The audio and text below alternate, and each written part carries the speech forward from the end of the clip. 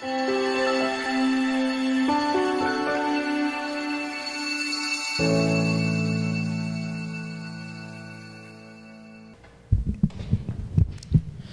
noite mais uma vez, irmãos.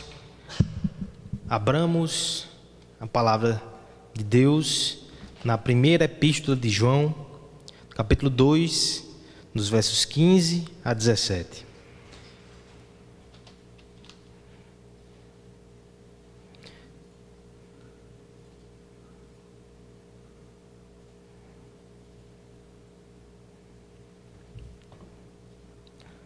Primeira João, capítulo 2, do 15 ao 17.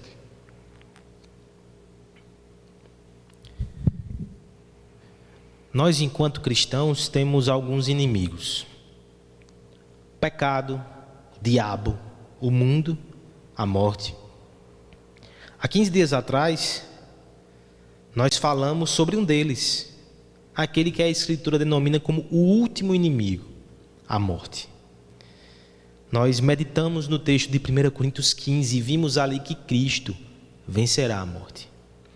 De forma muito interessante, nessa semana, o presbítero Amauri, ele fez uma devocional que está lá no canal da Quarta Igreja, eu recomendo, no YouTube também, falando no mesmo texto, mas sobre outra ótica, mostrando como a vitória de Cristo sobre o diabo, que é outro inimigo nosso, serve para nos mostrar que assim como ele venceu o diabo, ele também fará com a morte. À luz disso, e até de algumas conversas que tive com ele, fiquei pensando,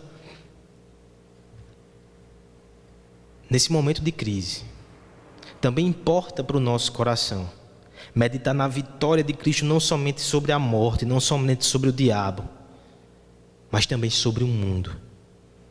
Também será de grande valor para o nosso coração e para a nossa fé meditar na vitória de Cristo sobre o mundo. Por isso que nós vamos agora ler esse texto que é tão conhecido e é um dos que trata com mais força acerca da nossa relação enquanto crentes em Jesus Cristo com o mundo. Acompanhe comigo a leitura, 3 versos somente, mas uma verdade muito profunda, desafiadora e ao mesmo tempo animadora. Não ameis o mundo, nem as coisas que há no mundo. Se alguém amar o mundo, o amor do Pai não está nele. Porque tudo que há no mundo, a concupiscência da carne, a concupiscência dos olhos e a soberba da vida, não procede do Pai, mas procede do mundo. Ora, o mundo passa, bem como a sua concupiscência. Aquele, porém, que faz a vontade de Deus, permanece eternamente. Vamos pedir ao nosso Deus que, por misericórdia, fale conosco através dessa passagem nessa noite. Pai bendito, nos colocamos humildemente diante de Ti nesse instante. Que do alto venha o alimento para as nossas almas. Que a Tua palavra possa falar poderosamente aos nossos corações. Que possamos entender a Tua verdade, ser alimentado, desafiado e transformado por ela no poder do Espírito Santo. No nome de Jesus que nós te pedimos. Amém. Deus está cultivando o lindo jardim. E para isso, Ele tem depositado sementes de amor e esperança nos nossos corações. Ele tem nos regado com a Sua palavra. Ele tem nos aquecido com o sol da sua graça. No entanto, como um bom jardineiro, ele não se atém somente a esses aspectos positivos. Ele também precisa colocar a mão na terra e arrancar ervas daninhas que impedem o nosso florescimento. Ele tem feito isso. Ele é o santo e perseverante arrancador. Você tem percebido e tem se alegrado com isso na sua vida? Você possivelmente se alegra quando percebe que Ele arranca ou tira o diabo do seu caminho. Nós louvamos a Ele por isso. Está repreendido, está amarrado. E tantas palavras do linguajar evangeliquez mostram que nós de fato celebramos quando o diabo sai do nosso caminho. No que diz respeito ao pecado, as reações são um pouco mais divididas, porque Deus arranca o pecado de nós, mas nem sempre faz isso de forma indolor. Muitas vezes é pela disciplina e aprovação, mas nós deveríamos nos alegrar com isso também. Mas eu quero chamar a tua atenção para talvez um dos aspectos que são mais desafiadores para os nossos olhos espirituais. E quando Deus arranca o mundo de nós, e quando Deus abala as estruturas, e quando Deus dá um choque de valores e de princípios, e quando Deus vira o mundo de cabeça para baixo para arrancar o mundo do nosso coração, nós celebramos? Ou nós, como tantos outros, somente nos entristecemos e nos apavoramos? Não que não seja algo que cause pavor, mas acima de tudo, se nós compreendemos quem é o mundo, certamente nós nos alegraremos mesmo em meio à confusão do momento. Deus está arrancando o mundo de nós, e isso é ato de amor, por isso deve ser celebrado. Eu estou me referindo sim ao tempo que estamos vivendo. Será que enxergar com essas óticas não vai te dar outra perspectiva para toda essa confusão que está acontecendo? É doloroso, é confuso, mas é amor. Quem vai nos ajudar nessa meditação da noite é exatamente o apóstolo mais amoroso, aquele a quem Jesus amava, o apóstolo João, aquele que se dirige aos cristãos como filhinhos, tão amoroso. Mas João é muito firme no que diz respeito à nossa relação com o mundo. Na sua primeira carta, no capítulo 1, ele já tratou de temas como a relação do crente com o pecado. Nós devemos confessar e abandonar, nós não podemos andar nas trevas. Depois, alguns versos anteriores ao que lemos, ele fala sobre a vitória sobre o maligno. Agora, para terminar com essa trinca, ele vai tratar do mundo.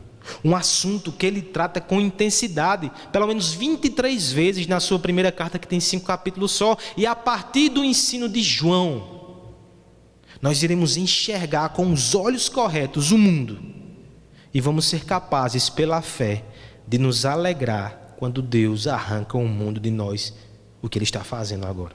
Por quê? Nós perceberemos, em primeiro lugar, o verso 15, que o mundo rivaliza com o amor de Deus. No verso 16, nós veremos que o mundo está contaminado pelo pecado. E por fim, nós veremos que o mundo nos distrai da eternidade. Por isso, quando Deus arranca o mundo de nós, mesmo que doa, Ele está nos fazendo muito bem. Esse é o tema da nossa pregação nessa noite. Deus está arrancando um mundo de nós. Mas isso é boa notícia para os crentes. Porque, em primeiro lugar, irmãos, o mundo rivaliza com o amor de Deus. Leia comigo novamente o verso 15. Só esse verso, ele já contém essa verdade tão poderosa. Não ameis o mundo, nem as coisas que há no mundo. Se alguém amar o mundo, o amor do Pai não está nele. Vamos falar de amor? Mas não o amor que é defendido por aí afora. Um amor sem restrições, um amor sem condições. O amor bíblico tem sim restrições e tem rejeições. Você não pode amar a Deus e amar o mundo ao mesmo tempo, porque o amor dele é santo. Primeira coisa que nós precisamos entender, nesse imperativo negativo que o apóstolo tem para nós, é o que é o mundo. O que é o mundo? Quando muitos crentes pensam no mundo, eles logo se remetem a roupas, a usos e costumes, talvez a música, a cinema. É possível que todas essas coisas façam parte do pacote de alguma maneira, mas não é o mundo. Porque veja o que o texto diz: não ameis ao mundo, nem as coisas que há no mundo. Ou seja, há uma divisão aqui. Mundo é uma coisa, as coisas que há nele é outra. O que seria, portanto, o mundo? A palavra usada aqui, cosmos, ela aparece várias vezes no Novo Testamento e tem vários usos. Em alguns momentos, mundo refere-se ao espaço físico em que nós habitamos, e o mundo foi criado por Deus. Mas esse não é o sentido da passagem. Mundo também se refere à humanidade em geral, contrapondo-se a uma visão israelita que direcionava tudo para um povo só. Por exemplo, Deus amou o mundo, a humanidade, não um grupo nacional pequeno. Mas também esse não é o uso do texto. O uso do texto aqui pode ser melhor definido na nossa mente se nós pensarmos em mundanismo.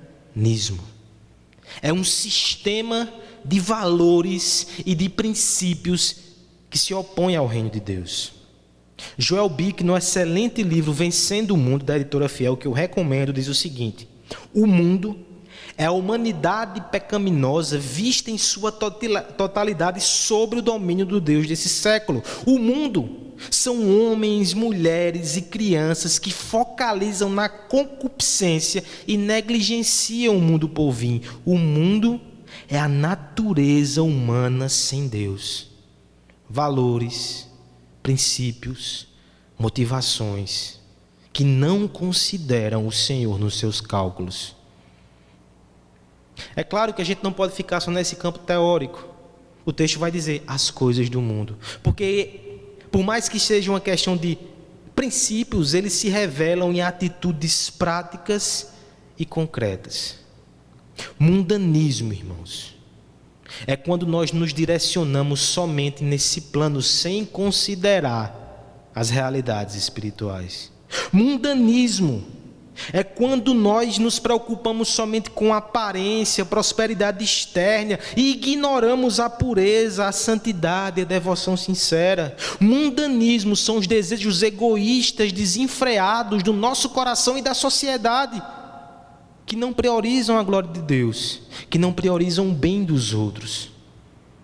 Mundanismo é quando nós nos curvamos diante da divindade falsa que seduz o coração do homem, a trindade mundana: riquezas, prazer e poder. Falando em termos religiosos assim, fica claro porque nós não podemos amar o mundo.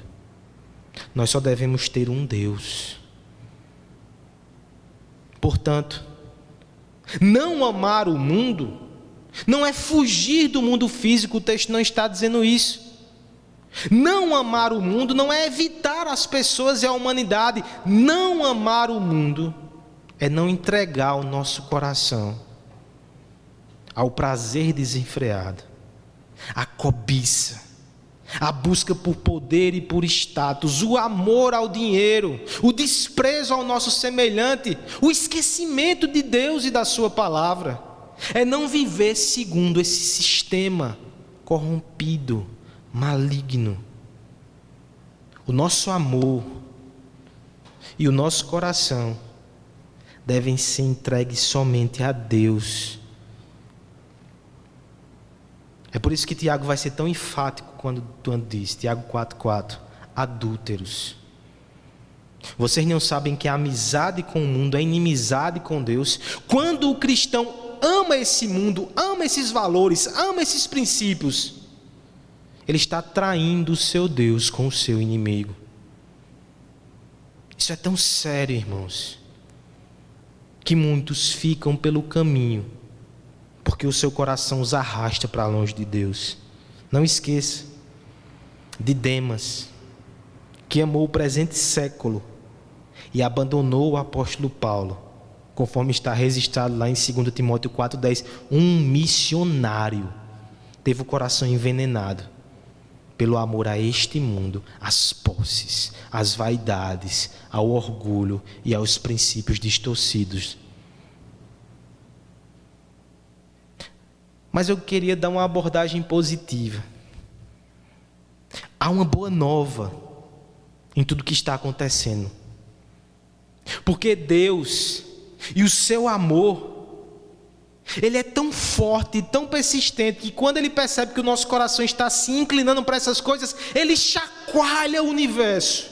Ele traz um maremoto e por trás disso está a mão do nosso amado, nos trazendo de volta para si, com os ternos afetos da sua graça. Ele nos resgata no meio do temporal e nos leva de volta ao reino do seu amor. O texto é muito duro. Se alguém amar o mundo, o amor do Pai não está nele, mas o amor do Pai está em nós, e esse amor é que nos leva até Deus.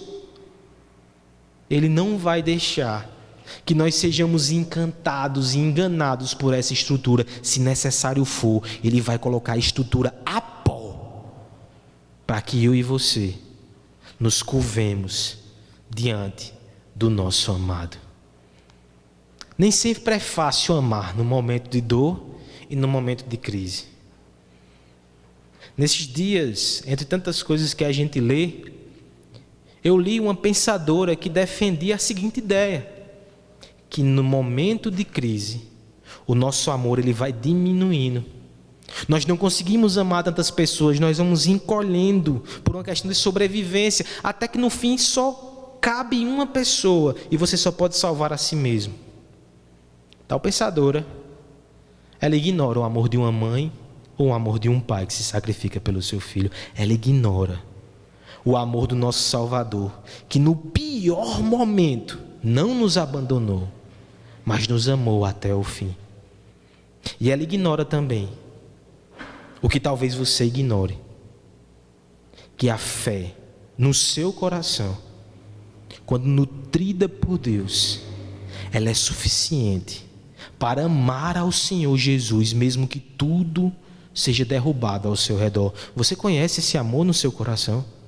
Talvez não conheça, talvez eu não conheça, porque nós não chegamos a um ponto tão extremo. Mas lembre-se de Jó, ele chegou, ele foi tocado, todo o seu mundo foi abalado, e tudo isso aconteceu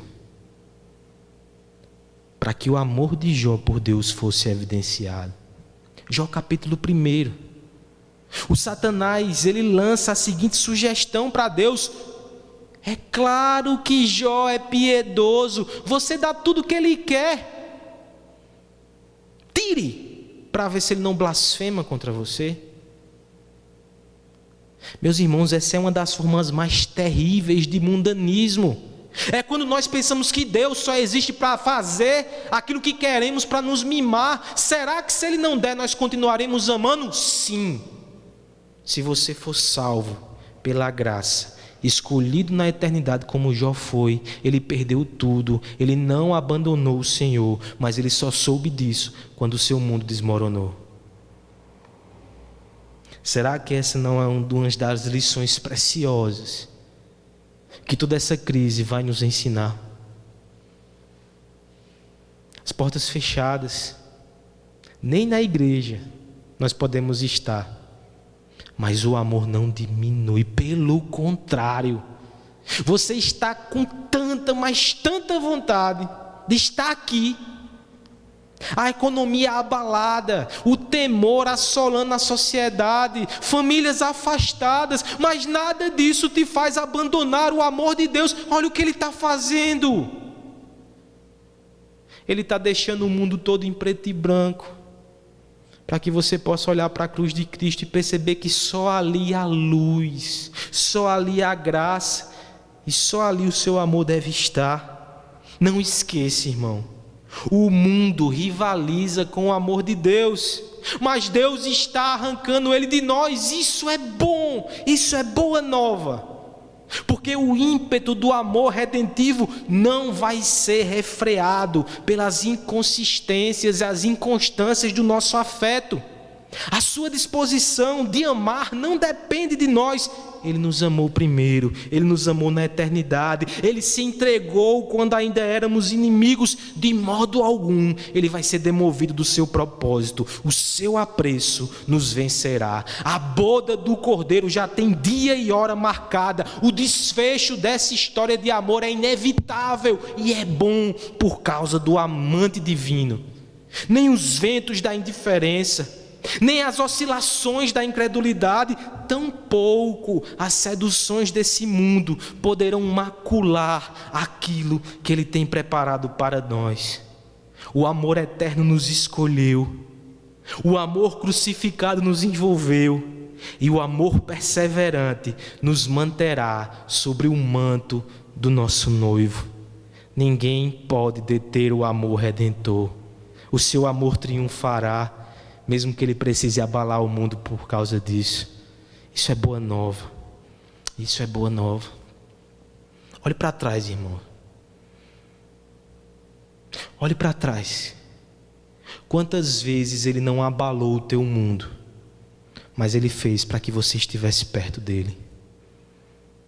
Talvez se ele tivesse te dado tudo o que você queria, ou deixado tudo em muita paz, você não estaria onde você está. Olha como ele te ama. Olhe para o dia de hoje. Eu me lembro de uma definição muito interessante de John Piper sobre jejum. Piper vai dizer que no jejum nós abrimos mão de dádivas de Deus para ensinar nosso coração e demonstrar a Ele que nós amamos Ele mais do que as dádivas. Deus tem nos feito jejuar, até da presença dos irmãos no nosso meio. Aproveite.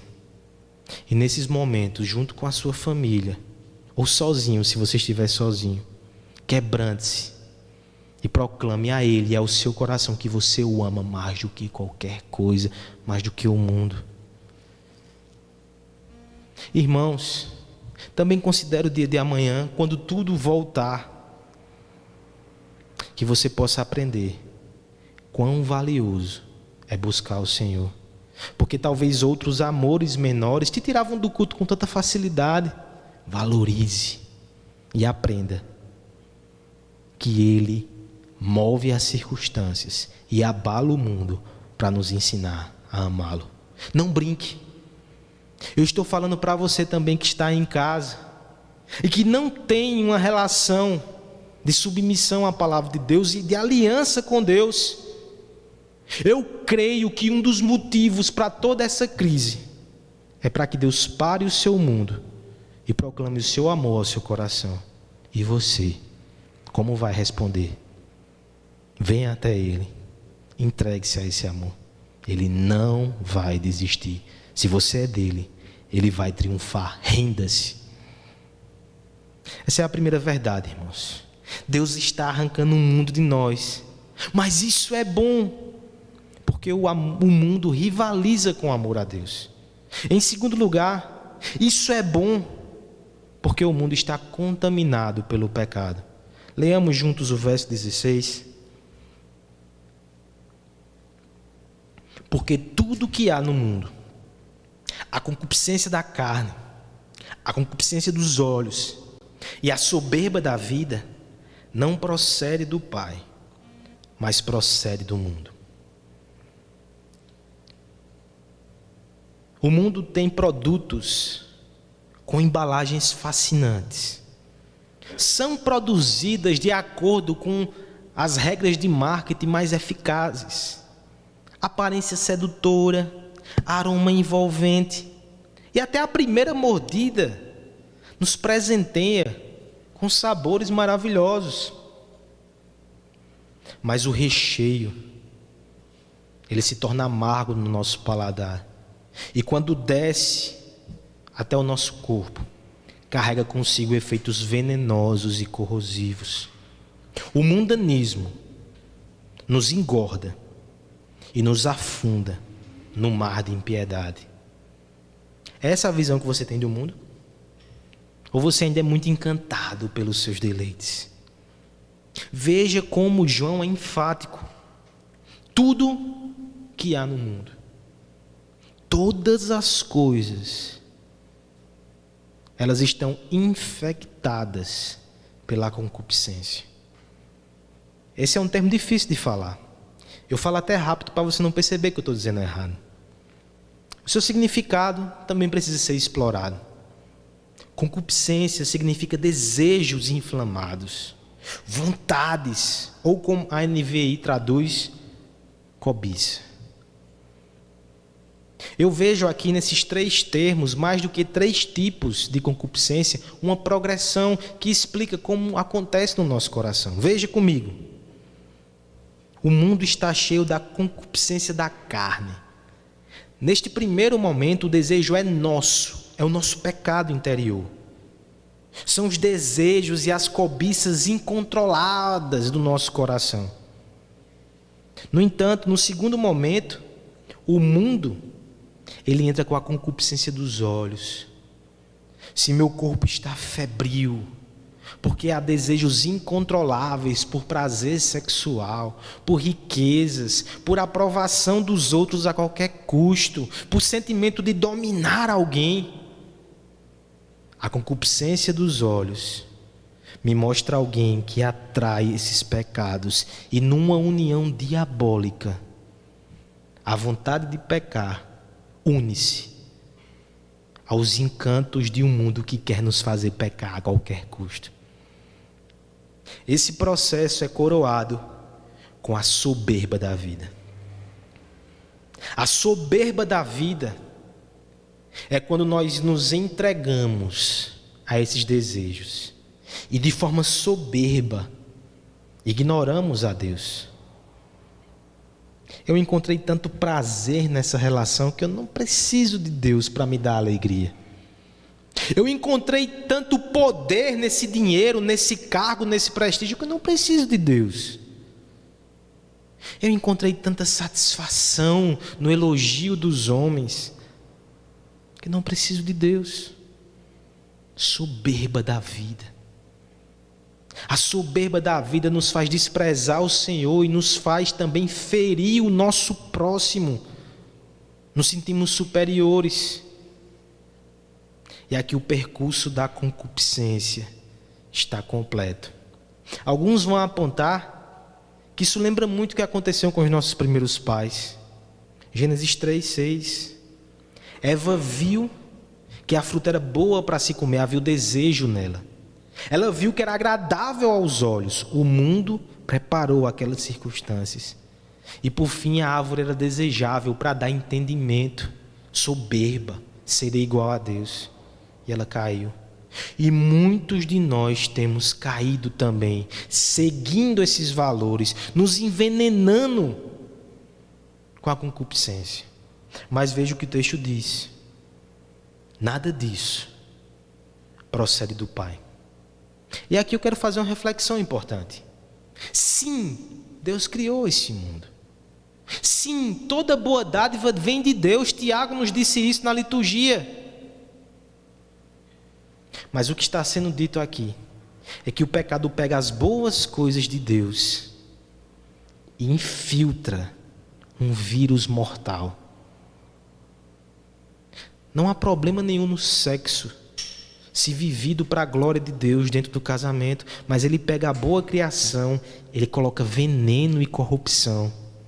E há quem diga, não foi Deus que fez? Não procede do Pai.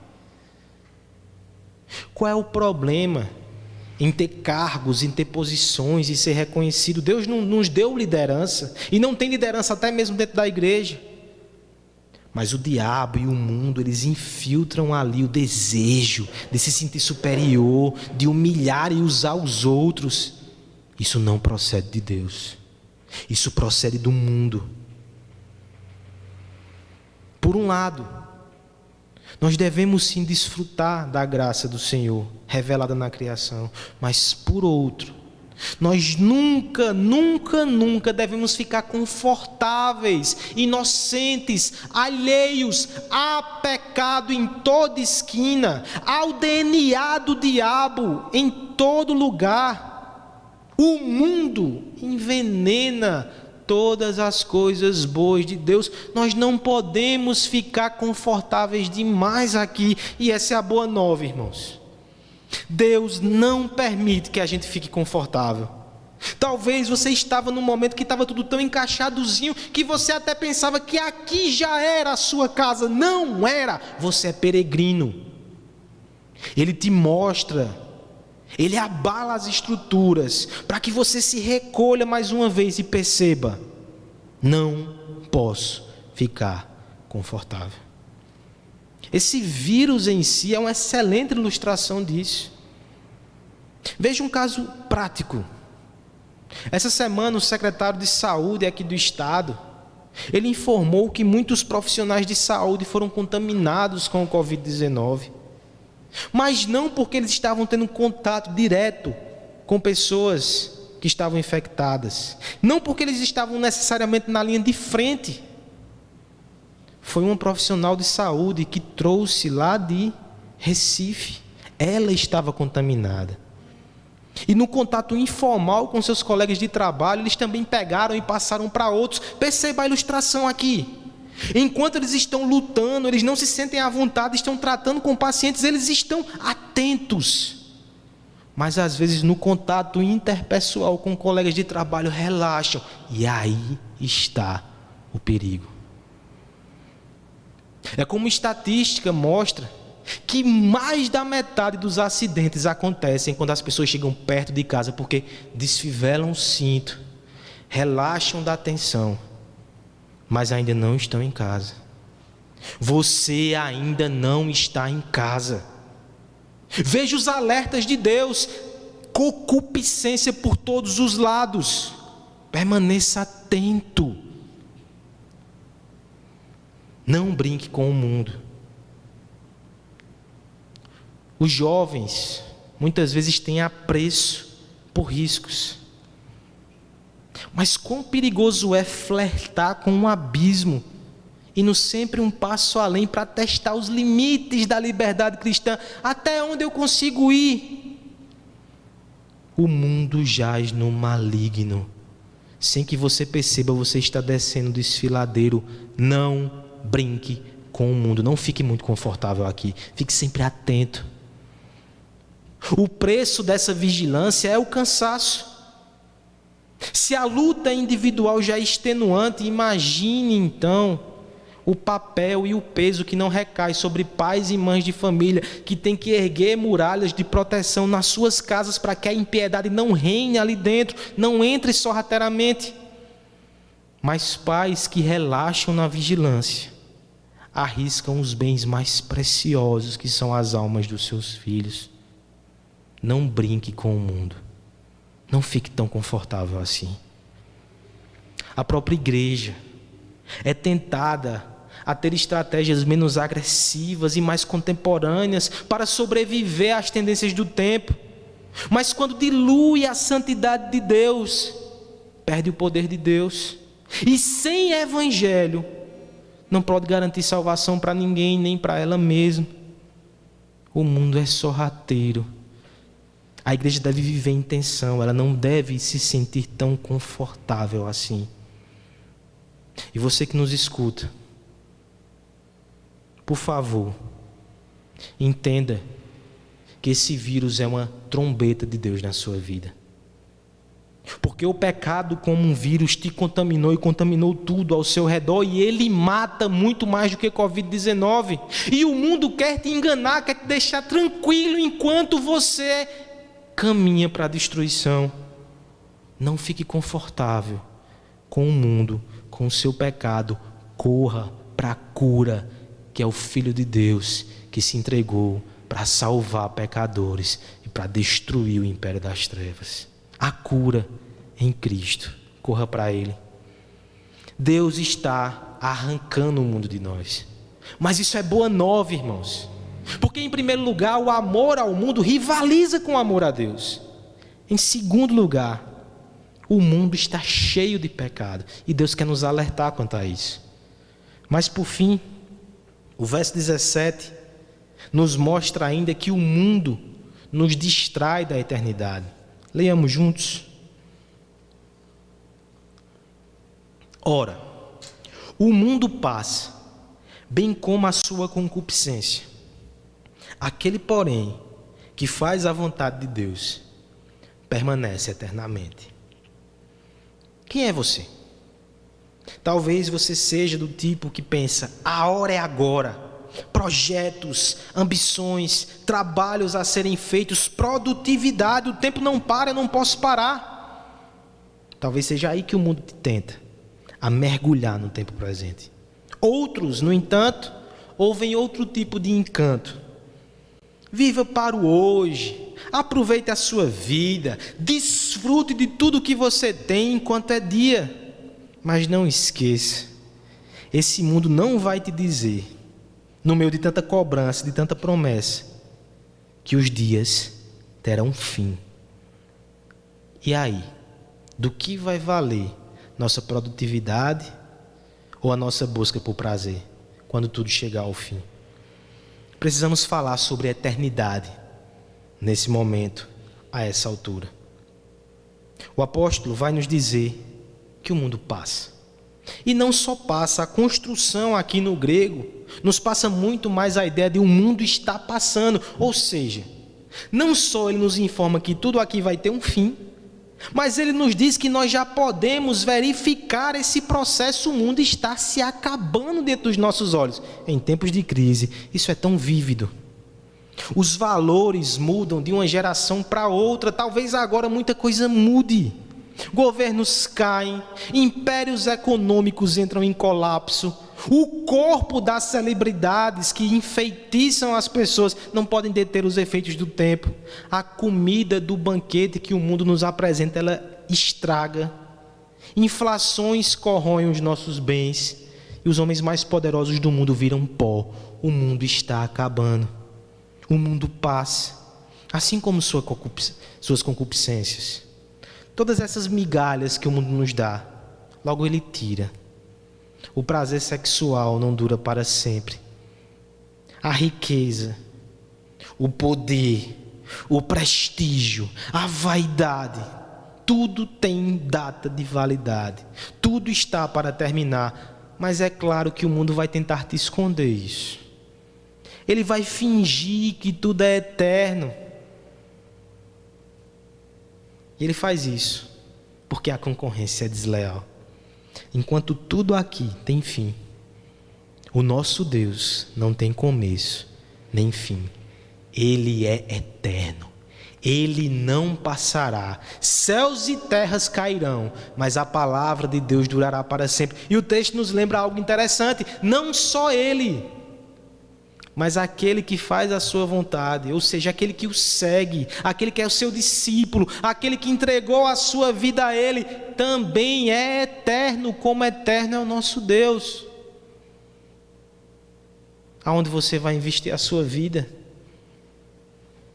O sistema desse mundo, com a sua cultura orgulhosa, suas filosofias arrogantes, seu intelectualismo egocêntrico, seu materialismo ímpio, tudo isso vai passar. E quando tudo isso tiver sido esquecido e for substituído por novos céus e nova terra, os servos de Deus permanecerão com Deus, compartilhando a glória de Deus por toda a eternidade. Se esta é a verdadeira felicidade, se este é o verdadeiro investimento, por que nosso coração é tão preso às coisas passageiras dessa terra aqui? É porque nós nos iludimos e nós nos distraímos com o mundo. Sabe qual é a boa nova? Que Deus dá lampejos do fim para que a gente acorde. Pequenas coisas que acabam, ou grandes coisas que acabam, nos mostram que tudo tem um fim. E nos mostram que nós temos a promessa do reino de amor sem fim. Por isso, mais do que ninguém, devemos estar felizes, e seremos felizes, se a semelhança do apóstolo Paulo, lá em 2 Coríntios 18, nós proclamarmos que fixamos os nossos olhos, não naquilo que se vê, mas naquilo que não se vê, pois o que se vê é transitório, mas o que não se vê é eterno. Mas muitas vezes os caminhos que Deus usa para tirar os nossos olhos do transitório e focar no eterno são assustadores até, podemos dizer. Essa semana, na verdade hoje, na leitura bíblica anual que nós entregamos lá no começo, no final do ano eu creio, para o jardim, você está fazendo? O texto foi exatamente o dia que Judá cai diante da Babilônia. Que texto triste. É um texto forte. Literalmente o mundo do povo de Israel desabou ali. O templo, suas posses. As pessoas foram arrastadas para longe da sua terra e da sua casa. Por um lado, nós sabemos que ali foi disciplina por causa do pecado. Mas essa semana também, lendo as Institutas, me veio um outro olhar, tão cheio de graça, para um momento tão difícil como esse. Nosso irmão Calvino vai demonstrar que nesse momento onde tudo ruiu, as profecias foram redirecionadas por Deus, não mais para a terra, mas para novos céus e nova terra. Não mais para as posses ou a sua questão física, mas para verdades espirituais. E nisso tudo, diante da crise e da pregação dos profetas, o coração daquele povo foi preparado para receber Jesus Cristo, que viria um tempo depois. No meio de tanta dor, Deus estava redirecionando os olhos dos seus filhos, do remanescente fiel, para a promessa do Messias.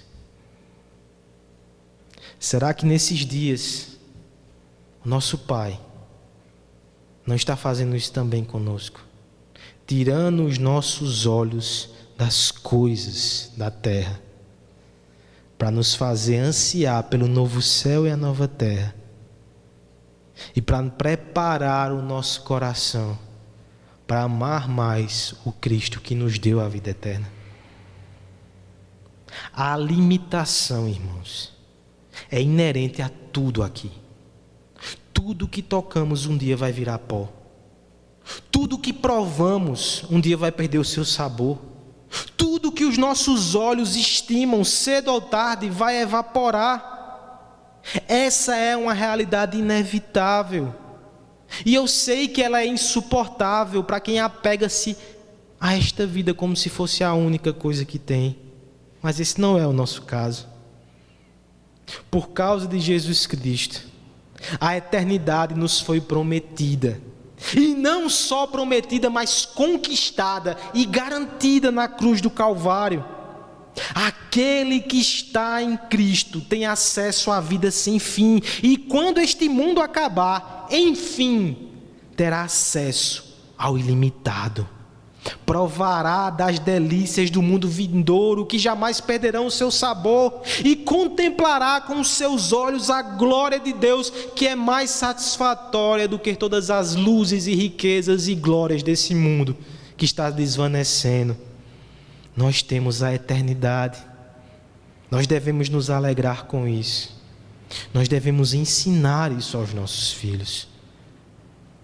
Pense na preciosidade que é o culto doméstico, que tem sido redescoberto nesse momento. Você prepara os seus filhos para tudo. Investe em um bom colégio, um curso de inglês, e tentar fazer com que ele seja alguém funcional nesse mundo. Mas é só isso. O culto, com a família reunida, vai mostrar que você está criando o seu filho não para o mundo, mas para a eternidade. Deus fez os pais de família e as mães diminuir um pouco o ritmo, para mais uma vez ajuntar os seus filhos e, como povo da eternidade, encher o seu coração da eternidade, encher o seu coração de Cristo, encher o seu coração com o Evangelho. Só isso, irmãos, já seria motivo para a gente agradecer a Deus por tudo que está acontecendo. Corações que anseiam a eternidade não se preocupam em dar a sua vida pelo Evangelho. Os missionários mais fervorosos eram aqueles que têm um coração mais cheio da eternidade. Como é que tua família, como é que você vai sair dessa situação? Mais apegado ao mundo ou mais livre para se gastar para a glória de Deus? Você que nos ouve, que ainda não tomou uma decisão, esse texto não te deixa alternativa. São duas realidades distintas. São dois estilos de vida, são dois caminhos. Ou você vive para esse mundo e você vai ser destruído junto com esse mundo que está passando. Ou você obedece a Deus, a sua vontade, se entrega a Ele e vai ter vida eterna. O que você vai fazer? Assuma uma postura hoje e agora. Deus está abalando esse mundo. Porque, irmãos, Deus é o maior bem que alguém pode ter. Nós fomos criados para desfrutar da glória de Deus eternamente. Mas o inimigo colocou armadilhas no meio do caminho. O pecado nos corrompeu, nos envenenou e o mundo nos distraiu do alvo bendito que nos aguardava. Mas o Senhor não permitiu que o seu povo perdesse a alegria eterna que Ele preparou para nós na cruz. Ele derrotou Satanás, Ele desfez os efeitos do pecado, Ele conquistou a nossa afeição quando desmascarou esse mundo e revelou a sua glória. Mas a batalha continua até que Ele volte. Nós ainda precisamos fugir das armadilhas do maligno. Nós ainda lutamos contra as tentações da carne. E nós ainda precisamos estar alertas contra os enganos do mundo. A boa nova é que Ele está conosco, luta por nós e abala o universo, se preciso for, para nos manter firme na sua redenção. Como responderemos a essa graça? Seremos tomados de tristeza e de pavor enquanto o mundo está sendo arrancado de nós? Eu conclamo que não, irmãos. Pela fé, que possamos entender que quando Ele arranca o mundo de nós, Ele está nos conquistando para o seu amor.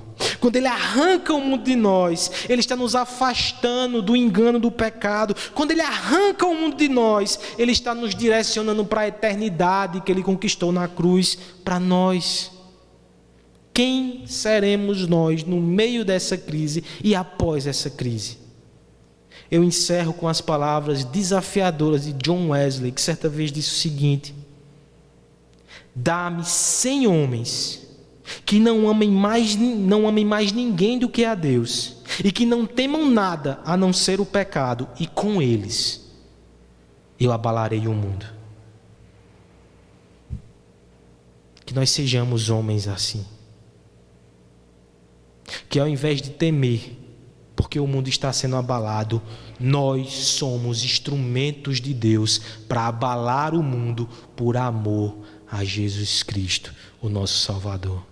Deus está arrancando o mundo de nós, e glorificado seja o nome dele por isso. Isso é uma boa nova, irmãos. Isso é uma boa nova.